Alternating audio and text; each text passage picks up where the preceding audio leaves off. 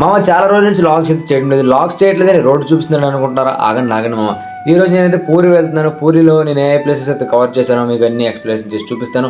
అన్ని ఒక వీడియోలో అవ్వ కాబట్టి ఈ రోజు డే 1 ఆఫ్ పూరి ట్రిప్. నమస్తే మామ, నేను మీ నారి 910. Welcome back to my channel.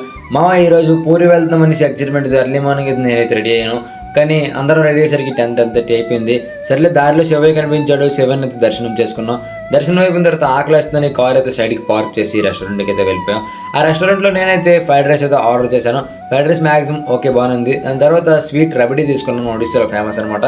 అది తీసుకొని తిన్న తర్వాత కార్ అయితే ఎక్కి నాన్ స్టాప్ వర్షం పడుతుంది. మేము కూడా నాన్ స్టాప్ వెళ్తూనే ఉన్నాం స్పీడ్గా. పూరి దగ్గరకు వచ్చేసింది. ఎక్సైట్మెంట్తో ఉన్నాం. అంటే చాలాసార్లు పూరి వెళ్ళాను, కానీ ఎక్సైట్మెంట్ అనేది వస్తూనే ఉంటుంది. మనం ఎన్నిసార్లు వెళ్ళినా వెళ్ళాలనిపించే ప్లేస్ మాత్రం మన పూరి మాత్రమే.